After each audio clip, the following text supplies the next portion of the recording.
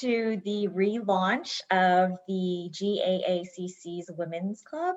I know that this used to be a really big event, a big group a few years ago, and sadly it had to kind of go away for a little bit, but we are restarting. So it's really exciting and I'm very happy to see everybody here. I just wanted to point out again from people who have just joined, there is a survey in the chat. If you could please, at the end of today's session, go ahead and respond and participate in that survey. It will really help us to plan for future events. So I'm going to go ahead and turn it over to Feng Feng for a GACC plug. Okay, thanks, Stephanie. Good morning, everyone. First of all, I wanted to welcome everyone to join us on a Thursday morning. It's a beautiful day for our first Women's Club meetup of this year. And it's also our first event of the whole year for GACC, for our organization. Unfortunately, we are in this situation we're in, so we have to go virtual. Our goal is to at least a hybrid, if not in person, down the road. Second of all, I wanted to thank leadership from Stephanie and Laura. A little bit background is Stephanie joined us, our organization last year, and then she stepped up and decided to take the lead for the Women's Club. This Women's Club is such a success in the past. And then we were excited, and then Stephanie has been planning for a long time last year to get it started this year at the very beginning. So thank you, Stephanie, for your leadership. And then, we already scheduled the following meetings, monthly meetings from here. And Laura, I wanted to welcome Laura to return to Women's Club, because Laura used to be the Stephanie for many years with GACC, even before my time. And that is one of the secrets why the Women's Club was such a success, and one of the most popular programs that GACC had. And Laura was given by GACC as our 2017 Member of the Year due to her excellent leadership and contribution to our organization and to our community. So thank you two both again. And it's also very, very exciting and inspiring for me to see the transition between, the past generation to this generation in terms of the leadership, the program, because I am also, took the baton from Marina a little less than 2 years ago. So I'm also new. So this transition really give me the inspiration and the hope, and then and I love this trust that you give to me, and then I hope that this is a good transition, as simple for our organization to grow smoothly with the help of the 2 generations of leadership and members who joined us today, no matter you have been with us forever or you newly joined. So that's that. And then, I wanted to add one more thing that I have been trying hard to decipher the secret about the success of the Women's Club. Angie here, I think Angie is here, right? So she attended in our June mixer of last year. That's one of our few in-person events that we could host last year. We had a breakout room, and then she shared some of the secret of why people loved the Women's Club in the past so much. It's about intimate setting. It's about this safe space that we create. It's about this open-mindedness, multitasking, women-related topic that we feel that we can explore. And then it's also about the support we feel from our group, right? So this is very unique and space for us, and I hope that we can recreate the space for you all again under the leadership of Stephanie and Laura. So without further ado, I wanted to I'll yield to Eunice, because Eunice is our sponsor for this events. Without sponsors like Toll Chinese Delivery, we can't put together events like this, no matter in person or virtual. So we have planned monthly for Women's Club. We have other, the Biz Essential meetup lined up, and a networking meetup mixers lined up, signature events like golf and ovation, as you know. So these things we need support from you all and from our sponsors. So I'm very excited to introduce Eunice from the Tall Chinese Delivery, and I hope you guys already ordered the yummy food from them for this session already. Eunice. Yeah, thank you so much, Fang Fang. What a great opportunity for us to be a part of this. Just listening you talk about this gathering, the people that are here, the women that are representing all these different businesses across the city. What a privilege for us to be sponsoring this. Again, just to tell you a little bit about our business. I'm one of the co-owners of So Chinese Delivery. We launched in August of 2017. For an entire year before that, we were building out our online platform. So Chinese Delivery is a online Chinese food delivery and carry out quick service concept here in Austin, owned by 2 local families. My family, as well as the Cho's, Min and Jenna Cho, and my husband Angel. He is the CTO. He helped with developing all the software that you use to order your yummy food. Again, it's such a privilege, and I feel like Fang Fang, thanks so much for stepping up and taking on the role, and all these other incredible women who are putting this together. It takes a community to support each other for us to all grow.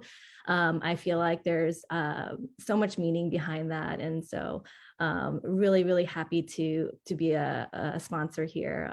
And I think you should have gotten a promo code, and if you haven't gotten a chance to order from us today, please order and check us out later today.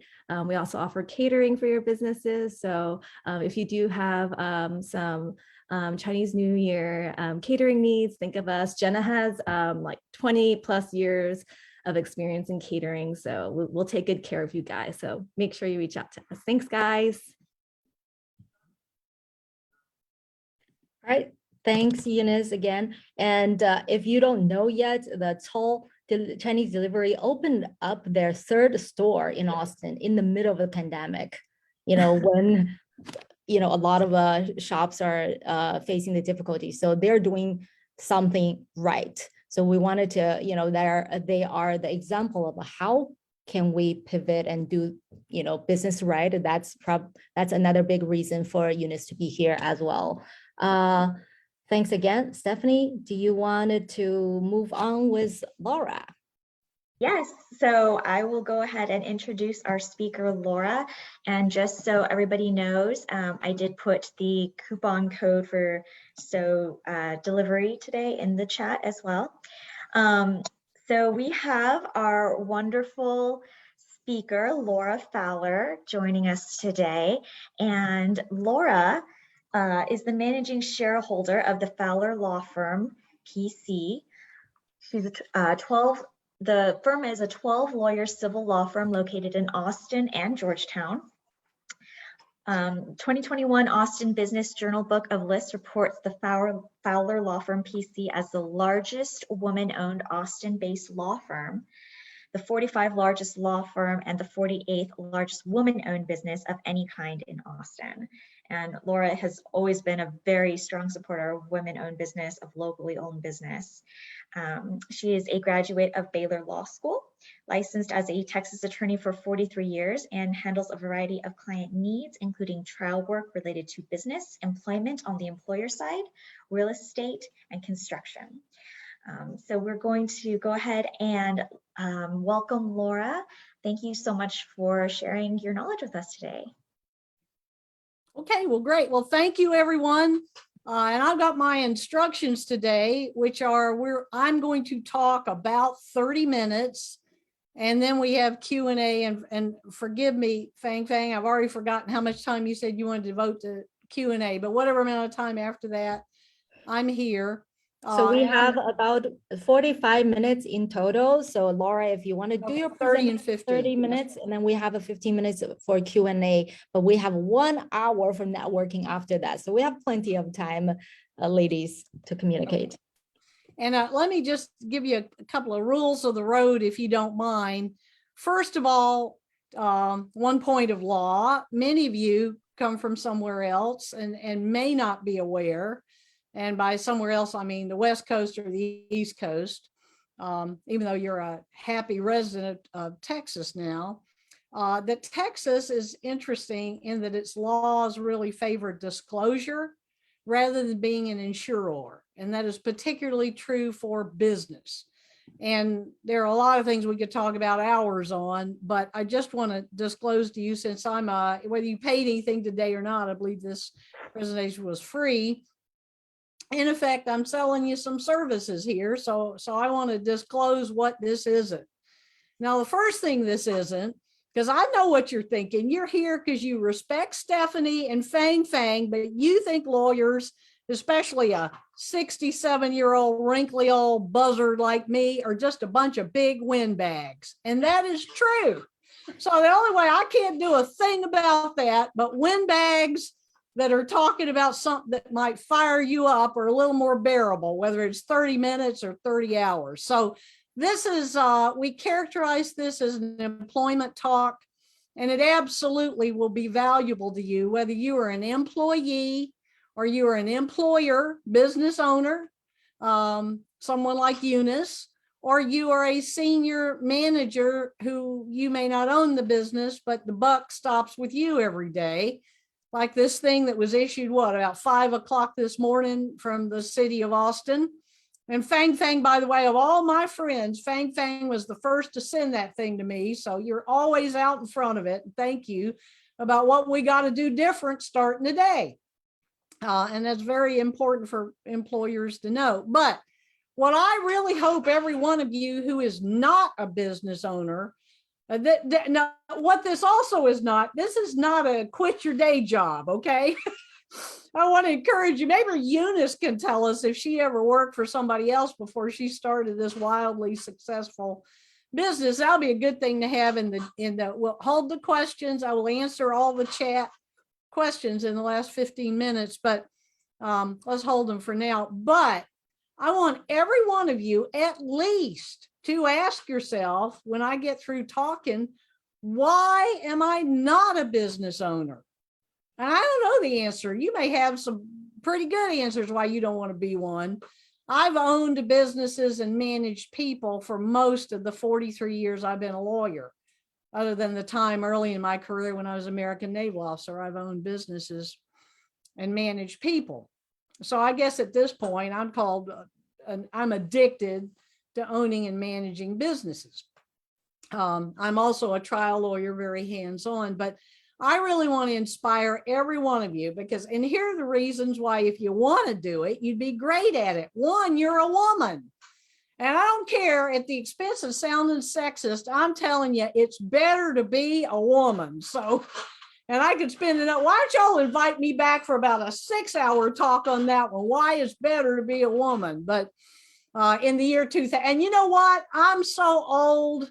The year I graduated high school, the United States Congress got around for the first time to thinking we have the same rights as men. So I remember quite vividly, 1971 is when the Civil Rights Act was amended to include women. So I don't know what we were until that, but I do very much. I've seen remarkable change in my lifetime. So I think it's great to be a woman. And I also think, and we'll get to our first slide here, it is, I know it's getting kind of scary, that thing from the mayor this morning and some of the things coming out from the president of the United States, CDC are pretty alarming, but I still submit this year is going to be, by the second quarter, the greatest year and the biggest opportunity. And speaking brutally and in a predatory way, much of your potential competition doesn't even exist anymore. Eunice could talk about that. I mean, there are a whole lot of businesses in hospitality, God love them, some of my favorites, and they just aren't out there anymore. That's true of everything. Law firms that went away, law firms that shrunk down to nothing. And I don't wish anybody misfortune, but there's less competition. So those of us that are strong enough and wise enough to be sitting here listening to a presentation today and gregarious enough, you know, it takes some emotional energy to come to a meeting like this, which is pretty small and private. So Karina, if you will, yeah, let's pull up the screen. I'm going to quickly go through this. All right, let's move right to the second. So the real secret name of this, which you didn't see till right now, is being the boss instead of getting bossed around.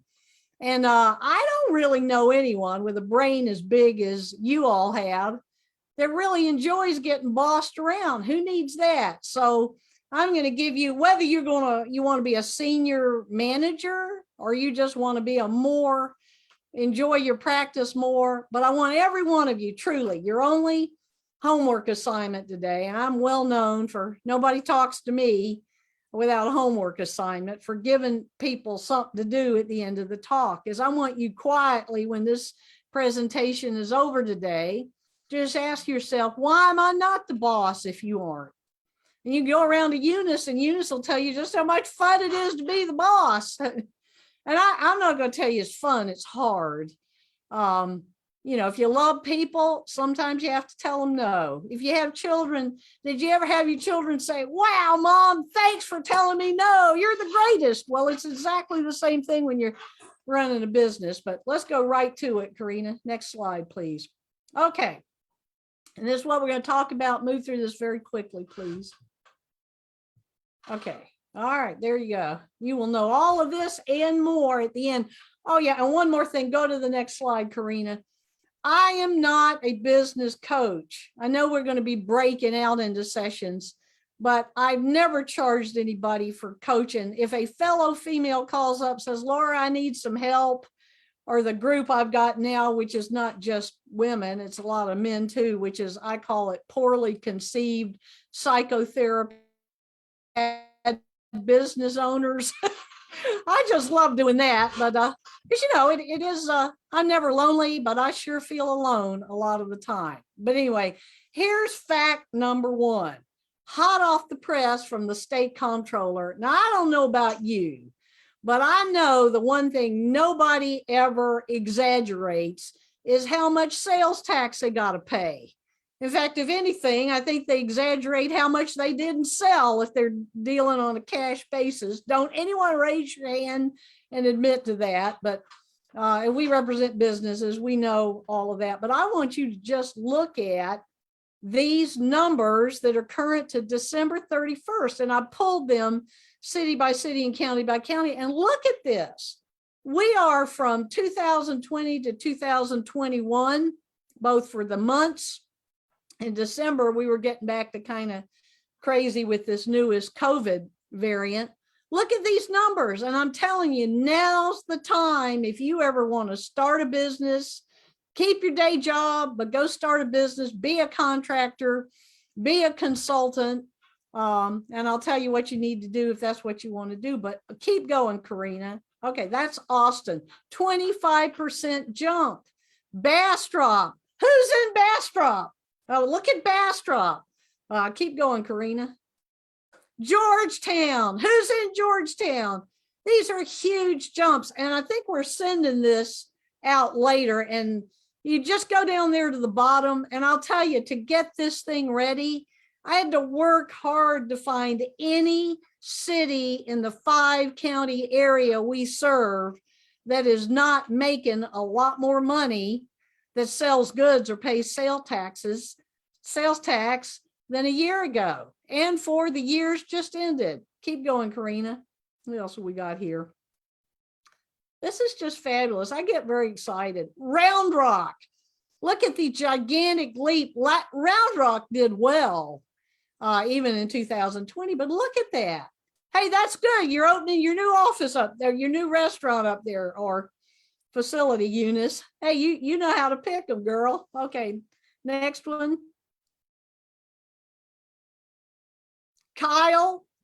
No, go back to Kyle. Kyle's looking great too. And, you know, Kyle is just kind of right over the edge of the Travis Hayes County area. And it's the same thing. So you got 4 areas that are serious, highly densely populated parts of 4 counties, and they're all doing great. Okay, last one, Karina. Now, I do not know why all my poor friends in San Marcos aren't making any money, but San Marcos didn't look good in 2020. And again, and it probably is because it is very dependent on Texas State University, and it's a commuter college, a great college, but with 40,000 people who are not coming to class, who live all over, commute for classes. That's probably the explanation for that. But as I said, I had to work hard to find any places in this 5-county area that aren't making a lot of money and paying and remitting taxes on it. So yeehaw, go start a business. Next one. Okay, now, if you're going to be an independent contractor or you're going to be an employee, you got to get them straight. This, in my professional opinion, is the single biggest mistake employers and employees make. And some of it is because employees, it's kind of scary to go to a true, pure independent contractor status. And some of it is the employer wanting to be nice, and they're trying to be nice and accommodating to an employee who asks to be converted to a contractor. They subject themselves to horrific fines.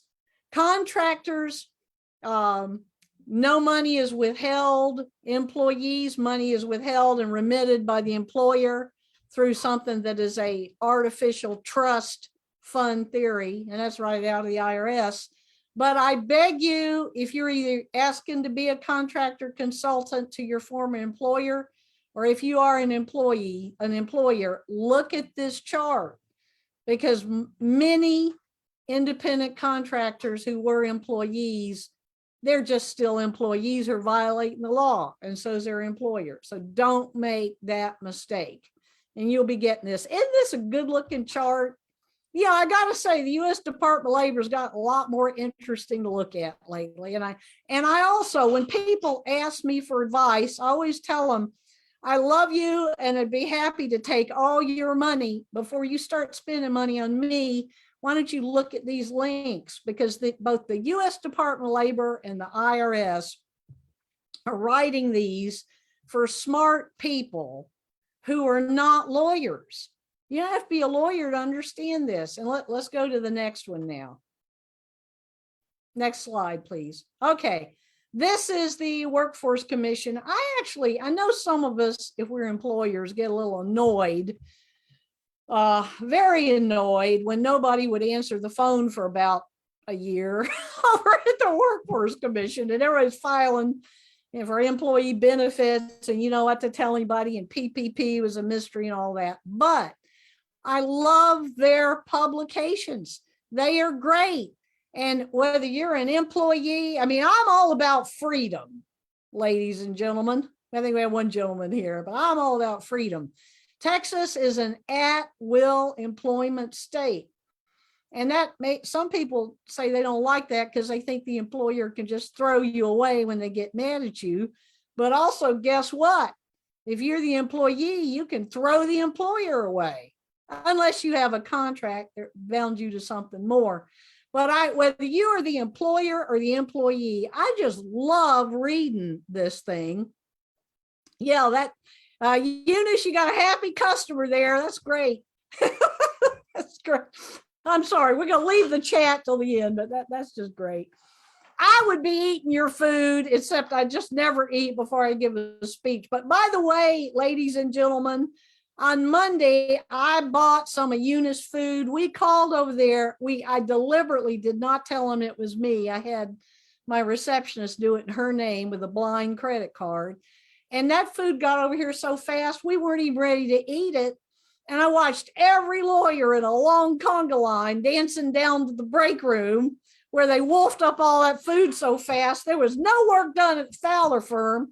And it was very affordably priced. I don't know how you do it. Eunice, is there any food left in the city to buy? I hear the COVID's gotten so bad the drivers aren't bringing food into the warehouses now. But anyway, no cause for alarm. All right, so yeah, but general, that is just great food, Eunice. So bravo. Everybody wants to eat instead of listen. I can't blame you at all. It's tempting, but okay. So back to this link. I urge you, whether you're an employee, read it. You might learn something. You're an employer. You might read it. You will probably learn something, but because this is Texas, if you're starting a business, and a lot of people that I meet who are really smart, they're happy to be a consultant, but the get real phase when you really start a business and things start to change is when you hire your first employee, right, Eunice? Is that the big game changer or what? Yes. so and I say that because you've just got to have more accounting. You got to be a lot more when it's you and your best friends from college out in the garage, which is the way we have a lot of wildly successful businesses start that way here. That's all swell. But when you get your first W-2 employee, that's the game changer. But it is not like California and the West Coast or the New England states. It's not so complicated to have employees here. But you got to do what the workforce tells you to do. And I love this book because it's simple and it's a great checklist of if you want to have employees, this is what you need to do. Okay, next slide. Okay, now the next thing I want to talk to you about, I'm going to take a few minutes because this is a very controversial part of running a business, whether you're the employee or you're the employer. And this is something whenever anybody comes to me and says, I got a problem with my employee who's left me and is now competing directly against me, I always say to them, well, wow, I'm really sorry to hear that. Do you really think anything about these ridiculous employment agreements that made them not compete against you in any area of life for the next 50 years is actually going to be enforced in Texas? And they say, well, I got it off the internet. It must be good. Well, not so. All right. So whether you're the employer and you hope to have some people stick around and not run off with your trade secrets and your private information, your client list, and their friends who are right now your employees, here are the keys to kingdom. And it cuts the same way whether you're the employee wanting to become a competitor to your employer or you're the employer trying to stop it.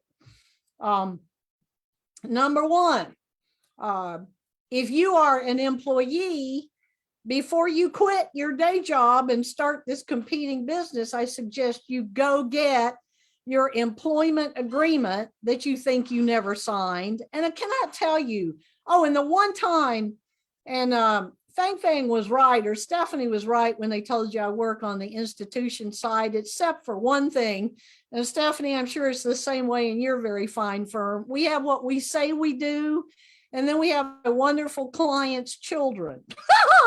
Is that a mess, right? You know, whatever our wonderful client's children, whatever pickle they get themselves into. So I often, when they call up because they have just decided they're going to leave because they hate their employer and compete against them and rule the world, I say, great.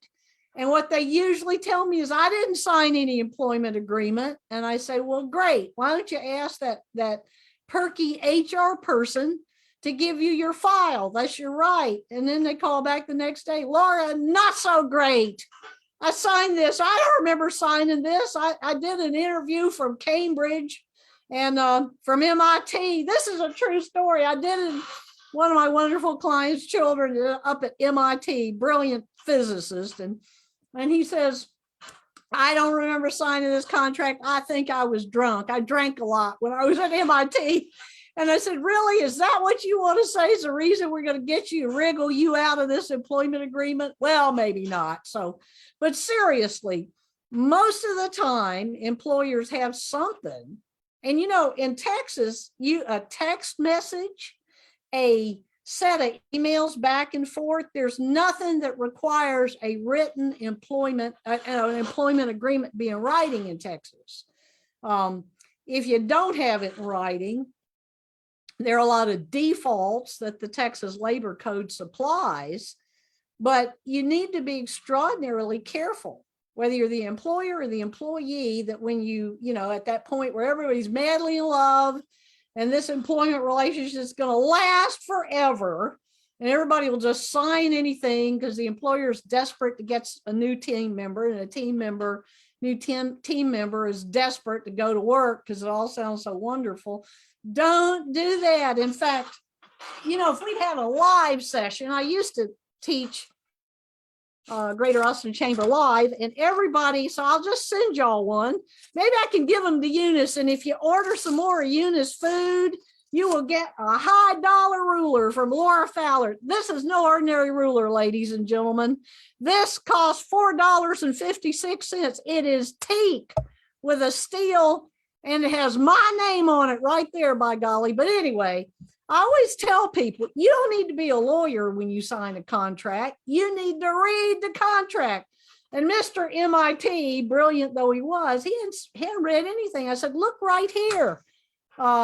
You hating your employer is not a defense to you competing against your employer. And right here, you agreed to not compete in some aspect of high tech for a period of 3 years. So that's the first thing. And sometimes employers actually have an employment policy that they refer to in the employment contract. So you got to look at what they reference. But the biggies that are in many employment contracts are that the employee can't compete for a period of time. And that people think, well, they're not enforceable in Texas. Yes, they are, if they are narrowly drawn. If you're Eunice and Eunice was working for one of the big boys, pretty soon, Eunice, you're going to be the big boys the way you're growing. But, suppose she was with some national food chain or delivery service, and then she signed a contract that Eunice may not go to work for or create a business for 3 years in 5 counties of Texas, which would be the whole Austin area, that prepares and delivers food online. That's probably going to hold up. That's probably treated as narrowly drawn. Now, if Eunice was in food delivery with her former employer, if Eunice was in designing high tech related to aerospace with her former employer, and now she goes off to compete, they're not going to be able to stop her from doing that. So that is a fact question. If the employer-employee, but you need to ask it when you start. What is the limitation on this? Believe you me, in the market we've got now, everybody is so desperate to hire employees. That's not going to cause anybody not offer you a job, but read it with a ruler, and whatever you don't understand about the zone of competition geographically and by industry, ask. Secondly, and here's the real killer. If you go to work for somebody else because you know all the insider information of an employer, and you go to work for them as a competitor, but then you tell them, I can't share any of that, you may be what's known as an ex-employee of the new place you went to work for. So you need to really, the way when an employer asks me to make sure employees cannot easily leave, the way I do it is from confidential information. And that needs to be narrowly drawn too, so that it is not, if it's about aerospace, it wouldn't matter now that Eunice is running a food prep and delivery service. It'd be if Eunice went to another aerospace competitor. So think about that, because that's something people don't understand. Non-disclosure agreements are the most powerful way to stop an employee who departs from competing. And then the last two, which are pretty obvious, is there a prohibition against contacting your employer's clients and trying to persuade your buddies to go with you in a startup. And all these are perfectly legal in Texas if they are quote unquote narrowly drawn. and a time to figure out if your big plan is to go somewhere and learn what they learn, which is a very legitimate thing to do. Go learn what a big employer learns, the best way to do it, and then see if there's any limitation on you doing it. There are some, interestingly enough, State Bar of Texas is one. You can't really limit a lawyer from leaving and competing because clients get to choose who they want to be with. So it's different. That's also true with certain aspects of accounting and financial services firms. So licensees, it's more difficult to limit a licensed professional from competing if he departs. But this is the keys to the kingdom here about whether you can successfully leave and compete directly in an industry you actually know something about. Okay, let's move right along because I am running out of time here. Keep going. I want to say this and call Fang Fang. How many of you today, you don't need to raise your hand, but how many of you today are a woman? How many of you today meet the definition of or underutilized ethnicity? That might be a lot of you.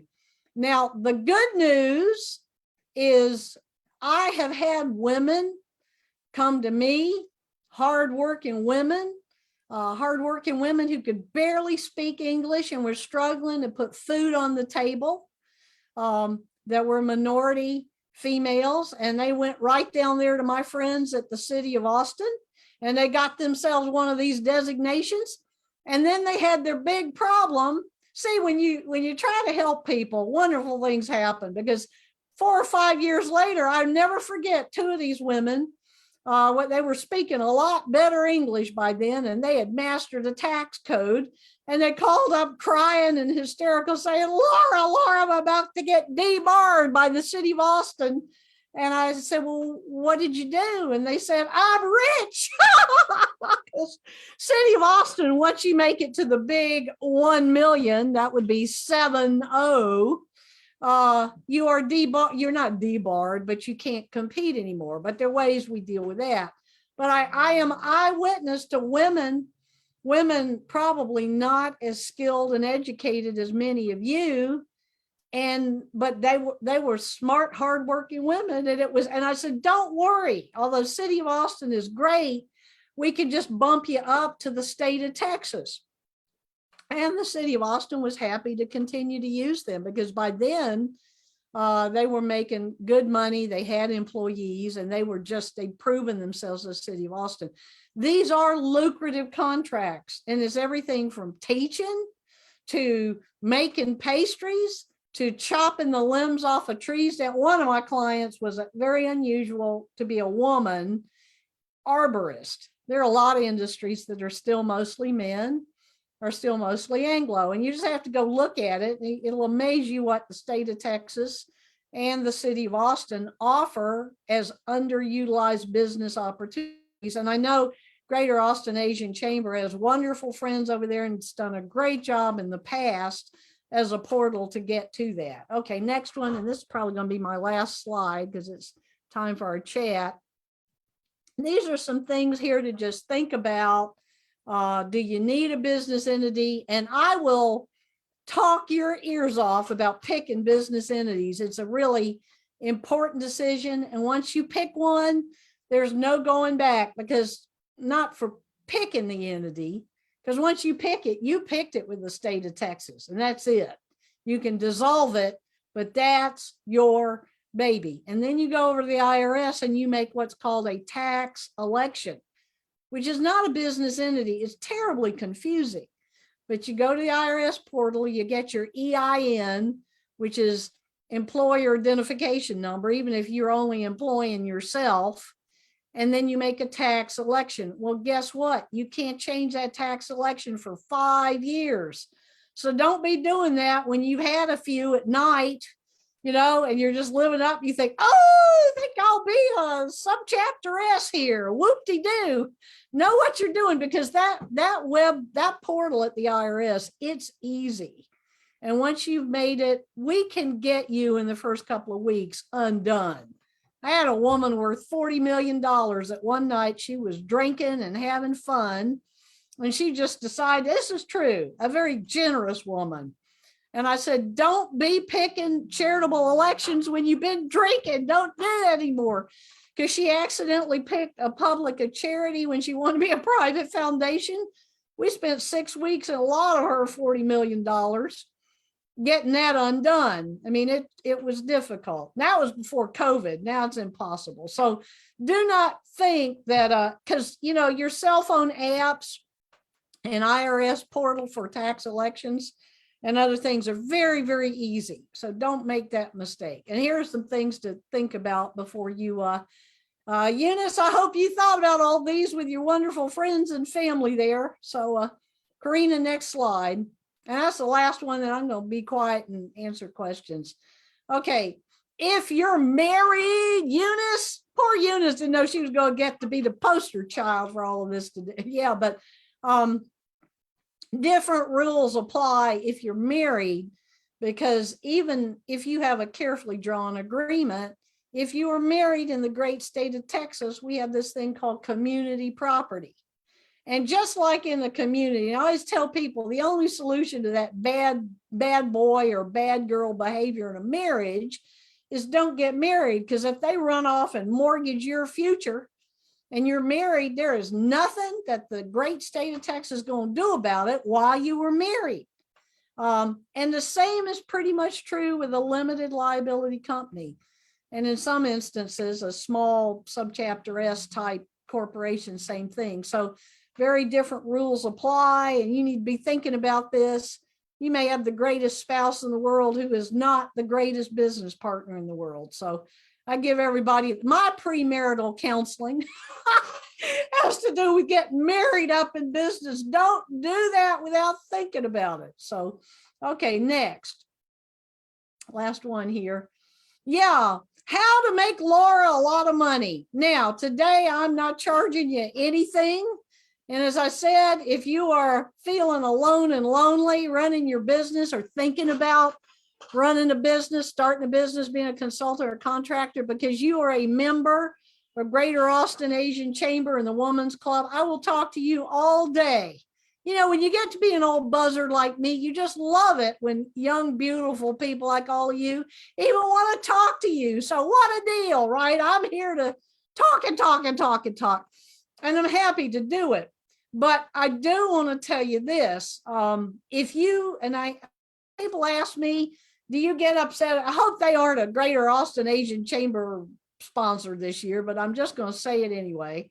I looked at all your sponsors. I'm sure they're not that. Some of these groups that sell these prepaid legal services, and Stephanie, you are a great estate planning lawyer, so you just speak up. But they sell estate planning documents, and they sell corporate formation documents, and on and on and on.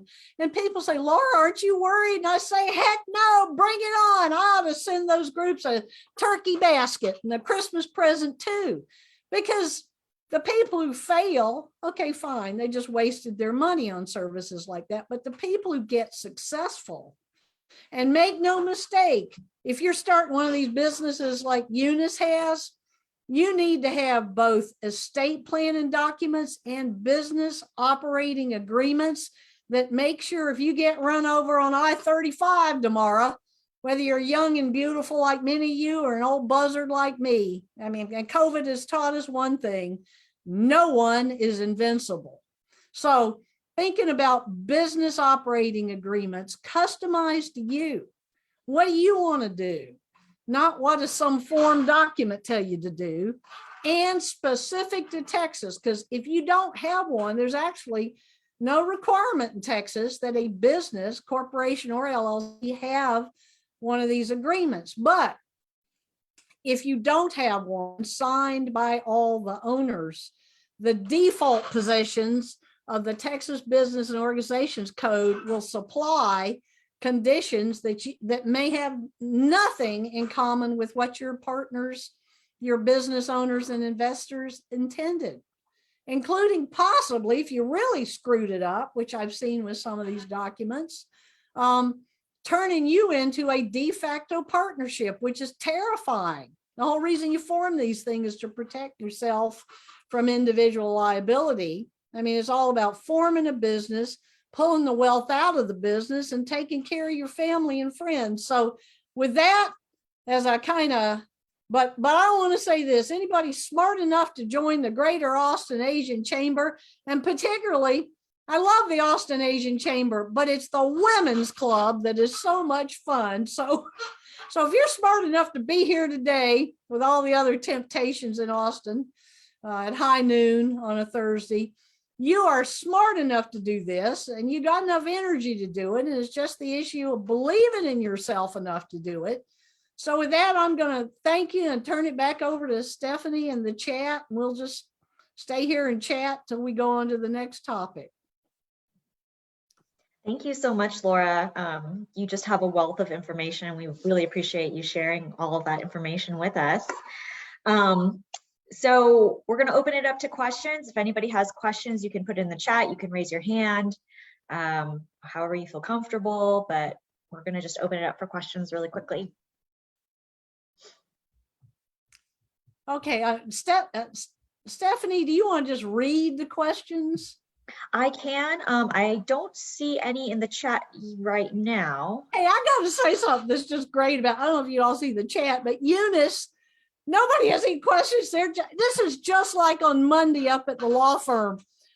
Nobody, these lawyers, more than half our lawyers, 7 of our lawyers are trial lawyers. Hey, we talk all the time. We're very gregarious. Nobody was talking. They were just chewing on Monday, eating Eunice food. So, every one of these comments about how great Eunice food is. So yeah, okay. We have a one question from Lei. There we go. Also our stellar member and owner of the Pflugerville Minuteman Press. So Lei, if you can hear us, you can feel free to open up your camera and microphone and just ask a question here. Yeah, I appreciated the energy and the wealth of knowledge Laura offered earlier, but I knew nothing about this kind of legal process. So I started my company with a legal Zoom. I remember I paid a certain fee and I got some paperwork. And then now with this knowledge, I wonder if anybody can help me review what I have. Okay, well, let me tell you this, Lee. The most important thing is actually not what's on a piece of paper. And I obviously don't want to get anything sensitive here with everybody listening, but I'll just tell everybody what the key to success here is. And it is, I'm a huge believer of group psychotherapy for business owners. And I don't have any licenses as a counselor or a therapist, but if you get all your owners and investors in a room or a Zoom, and you ask them, they're about, and a bunch of the questions I ask people are here on this. Fang, are we going to send the whole PowerPoints to everybody? We can. Yeah, send it. There's nothing the least bit sensitive here. Okay, perfect. You're welcome to put it up. Yeah. But Lee, if you go look at that, just start with that. And it's Karina, go back one. I think I had some questions there. But I'll tell you this, it's really funny. I think there's one back here. Let's see. Okay, there you go. There are the questions. And I cannot tell you, Lee, and these have nothing to do with the law. And these don't have any, well, they do have to do with the Texas Business Organizations Code. But what they really are is, as I always say to my members, what do you people want? What are you trying to do here? And I think they get so mired, either they go to a lawyer, and shame on those lawyers. Stephanie is not like this. Stephanie really cares about her clients. And she asks them questions before they get started writing up all this mess. Now you will look at one of my operating agreements and you say, Laura, that is a mess. Why are we going to have all that? And the answer is because Texas Business Organizations Code says I've got to have it. Or you got to have it. But I don't do it until somebody like Lee answers these questions. And they're not legal questions. They're who's going to get to run around with a credit card and run up expense. And let me tell you this, the dirty little secret, and many of you do have been in businesses in another place. Lee, was this your first business in Texas? Yes. Okay, and have you been in business either as an employee or as an owner or manager in other states? No. Okay, all right. Well, let me tell you this anyway, because it's interesting. It shocks some people when I tell them, and this can be good or bad depending on where you are in the ownership relationship. But many states, when you form a limited liability company, and you often make one person what's called a managing member. And that's a good thing to do often, because you don't want to all meet every time you all need to buy some, like every time Eunice needs to buy another pound of chicken. I don't know what your configuration is, Eunice, but if you were an LLC and you didn't have an operating agreement, technically, two things would happen. One, every time Eunice wants to buy another pound of chicken, all the people are supposed to approve that purchase. And two, which is pretty scary in Texas, if you put somebody into, so you don't want to do that. So maybe they made Eunice the managing member, or the managing shareholder. That's what I am in my law firm. But then the flip side to that is when Eunice, if we make Eunice the managing member, even though other people may have put up the same amount of investment she has, if she runs off and instead of buying chicken, she buys $400,000 worth of caviar, which may not be what most people order most days at an organization like hers. Well, when Eunice bought $400,000 worth of caviar, I think that's like my heiress there who was drinking and picked that private foundation instead of public one, whatever. Her partners, one, have no ability to tell a third-party vendor, we don't want $400,000 worth of caviar. Why? Because Texas empowers a managing member with full authority to act. And so every member, until you create a managing member. Now, the banks, they tend to be cautious and tell you, we're not putting anybody on this bank account until we see an operating agreement. I think most of my clients, Lee, they don't get around, especially when they're smaller friends, independently owned, they don't get around this operating agreement.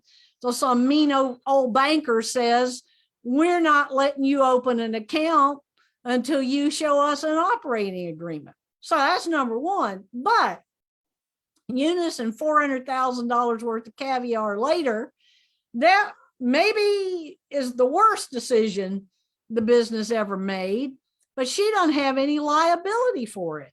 It may take you under, I don't know, y'all are selling so much food over there. 400,000 caviar might be a great enhancement, but seriously, there is no way that $400,000 worth of caviar is going to get backed out or Eunice held individually liable for what most might say in that industry was a negligent decision. So the last point on that slide there, Lee, who has the right to incur expense, credit, and then hiring and firing. And, since Texas is an at-will state, that still doesn't mean I'm going to fire everybody who's a wrinkly old woman like me. You can't fire people. If I fit in that glorious category in Texas called elderly at age 65, even though I am fully competent, I think. Elderly people have all kinds of rights. People who meet a definition of a minority by ethnicity or race meet all kinds of rights. Disabled people. So when your hotshot fire brand manager fires people who fit in those protected classes, you got a problem. So do you want somebody to have that kind of, so in anyway, Lee, we'll move on to the next question here, but this is a good place to start. Let me just say this about these, what do we got here, 10 questions. You have no idea when people come to me about a year after they've succeeded beyond their wildest dreams, and they realize this operating agreement they have is not working for them. When I say, we're going to pay 20 questions here. And they all sit down, not with me. They don't need me. Me is just intimidating. I say, just guide yourself through these questions. And they start fighting because they never answered these questions. So Lee, you may be well ahead of the pack, but go answer all those questions. And then Lots of great people in the city who know how to do this, and I would love to be one.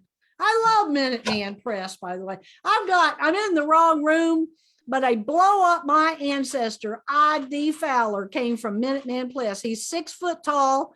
He died in 1954, but he's still up here practicing law, and Minuteman Press gave me the ability to do it. So Stephanie, don't get excited. I don't send out any bills for I.D. Fowler anymore because the state bar won't let me. Okay, who's got another question? So Dr. Dr. Vanny had a question.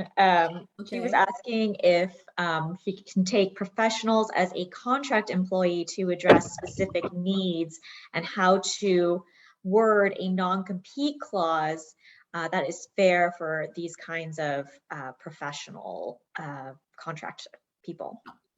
Okay, well, you can word non-compete any way you want. Let's just start with someone who's not a licensed professional.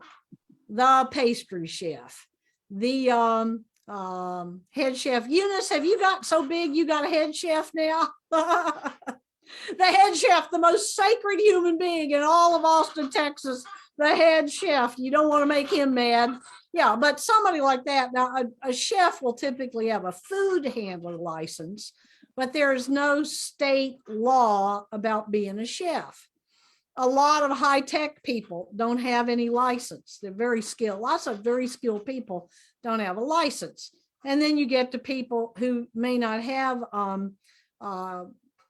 significant licenses like a degrees, like a master's or a Juris Doctor or medical license, a medical degree, but they're very, very skilled, like HVAC, air conditioning, certain types of construction trades. So, but let's just, I really don't want to answer today about licensed professionals, because a lot of that has to do with their licensing board and whether or not you, the employer, or it may be your partner, can limit somebody so they can't go on to another business and compete against you. But clients in Texas with certain licensed professionals have the right to choose.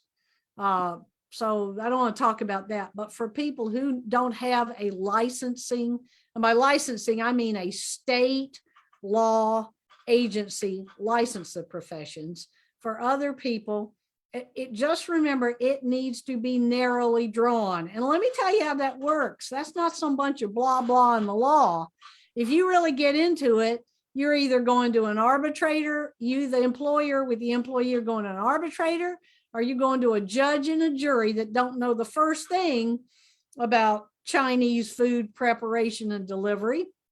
And so you're going to have to persuade them that whatever Eunice drew, saying you can't compete in Chinese food preparation of food and delivery in the 5-county area, you're just going to have to persuade a jury or an arbitration panel. This was, quote unquote, narrowly drawn. It was reasonable as to time. It was reasonable as to geographic center. And if all you've been doing is selling in the city of Austin, I don't know why you do that, but if all you've been doing is selling the city of Austin, you'd have a tough time if Eunice leaves city of Austin and starts something up there in Round Rock, or let's go even further up in Gerald or Killeen. I think the employer would have a hard time shutting her down because she wasn't doing anything in Killeen.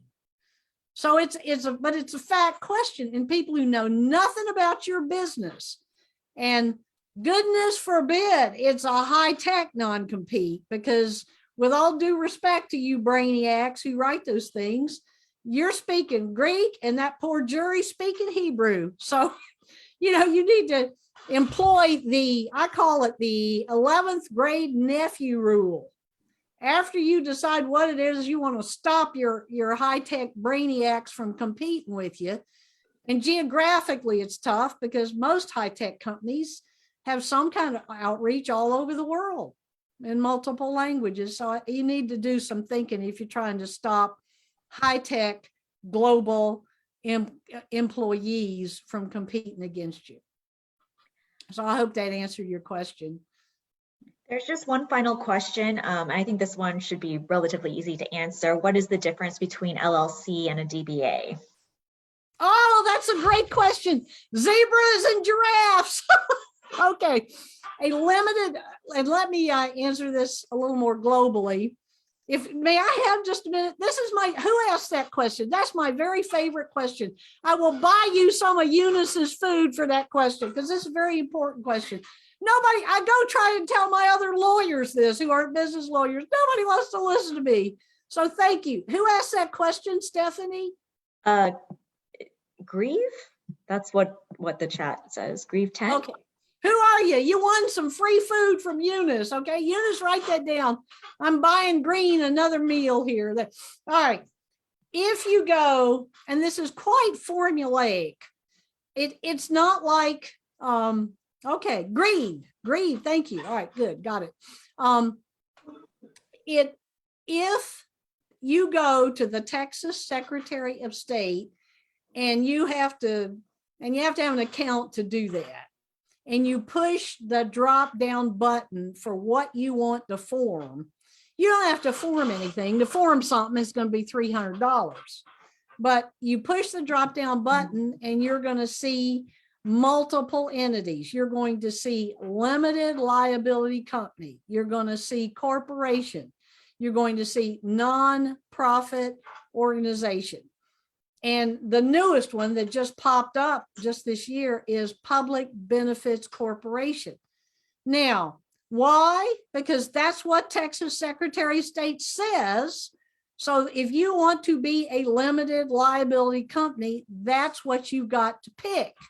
And you don't get to pick anything else. You can't be both. Now, why a lot of people get confused, and I could spend another hour telling you the relative benefits and disadvantages of both, but I will just tell you this. If you're thinking about forming one of these entities, you need to go get a CPA that actually speaks a language you can understand.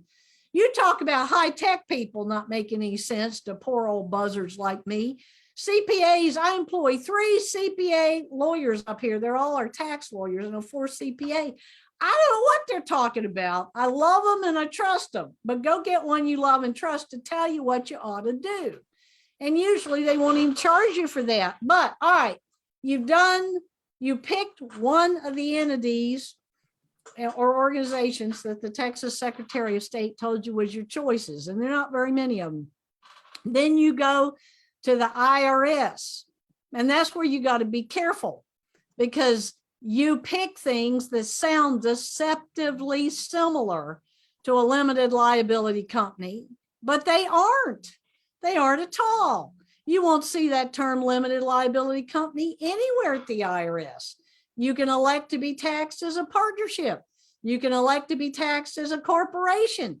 You can elect to be taxed as a charitable corporation. And this is where you need to sit, and why you do or don't do this, particularly if you're a single member LLC, that Texas term, and that has to do for you alone, own it all. You've got to know what your personal life's tax implications are. And people blow huge amounts of money because they don't understand this. And you got to understand both. So limited liability company is just a Texas thing. And then the election you make, IRS does not give you any business entities at all. It gives you, from the vessel you chose at the Secretary of State, choices about how you want it to be taxed. Now, I happen to own, and I think this is the definition of major mental health problems, but I manage my family's portfolio, just like you, Eunice. You think it's getting confusing now, girl, you don't know nothing once you succeed with all these family members. So I have 20 plus businesses that I manage for my family. And what I choose, I have no idea what I ought to choose. I know I need to trot right down the hall and ask my tax lawyers what to do. And the tax lawyers are also the service of CPAs for these businesses. And I never know in advance. And sometimes I'm right and sometimes I'm not. But that's what you need to do about that thing you chose called LLC. Now, the thing you call the DBA. See, you thought I'm an old buzzard and I forgot the second part of your question. I never forget anything. So DBA, that is a very confusing creature. If you have a business entity, you being self-employed or sole proprietor, you won't see any of that up at the Secretary of State. Secretary of State is just for business entities and nonprofit organizations, but it has a thing called assumed name. And you may be ABC Limited Liability Company. I always tell people, get a name, just get a name that Secretary of State will give you, and then you can rebrand it anything you want. You can have 50 assumed names if you want to. It's not exclusive. That's the strange little secret about the Secretary of State. It's hard to get a legal name. Why? Because the Texas Secretary of State is there to protect the public from your deceptive behaviors. So they are not going to give you a name that's like anybody else's. However, once you get that legal name that Secretary of State approved, they don't even check assumed names. Now, it may be, and I always tell people, don't just go get the name you love. Go to domain names, type in, see what's coming up, and then go to the U.S. Patent and Trademark. All these links are in your handout, by the way. We just ran out of time. And check to see if somebody's got a registered name. Because if our person who asked the question decides, I'm going to call my business Coca-Cola Company, Secretary of State is not going to tell you no if you file that as an assumed name, but you better believe Coca-Cola Company is going to be after you in a matter of days because that's their registered mark. Now, just to make things really confusing, if you are not a business entity, you don't ever get assumed names. You go to the counties in which you are practicing, and in every county where you're going to use any name other than your own name because you're a sole proprietor or self-employed, you have to go and file for a DBA, doing business as. And that is not checked aggressively. And that can be very frustrating. So I always tell people, forget about these regulators until you type this name you want into Google and see what happens. Google is the most amazing thing on earth in terms of telling you what domain names making sense for you. And then you go to U.S. Patent and Trademark, and the word search is very easy to use. And type in those words you want to use and see if anybody's already got a registered mark. And that doesn't mean you can't use it. You know, I had one yesterday, a person who's in a certain industry that involves livestock, and somebody else was selling skin cream and they wanted the name as the skin cream. Well, we're easily going to be able to get that mark because they only want to do something with livestock, not with skin cream. So, okay, so that's where, but a DBA, that what's problematic about it is, what does it mean to be doing business in a county? That used to be real simple.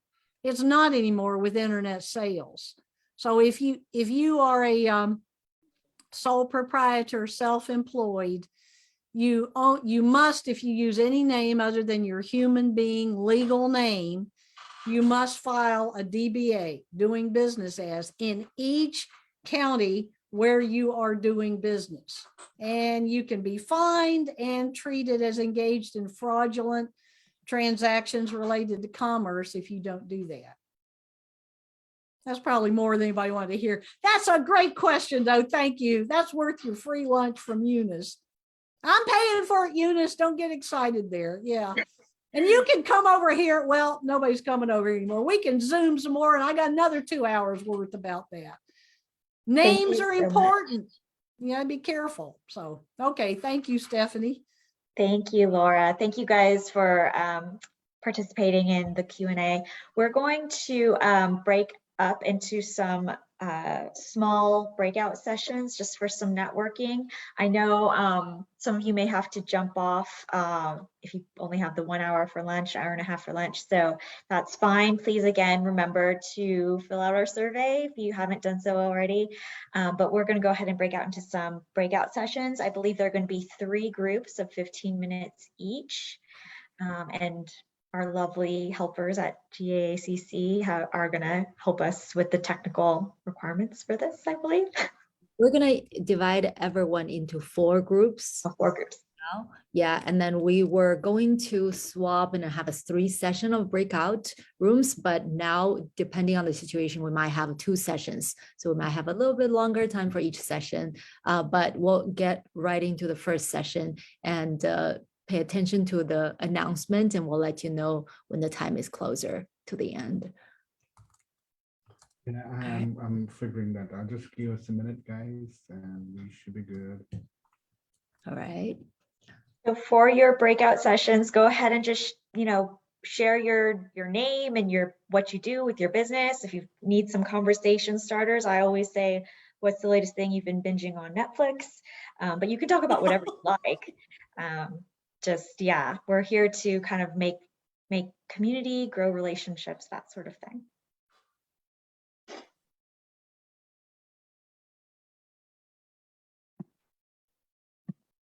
And we're stopping live streaming right now.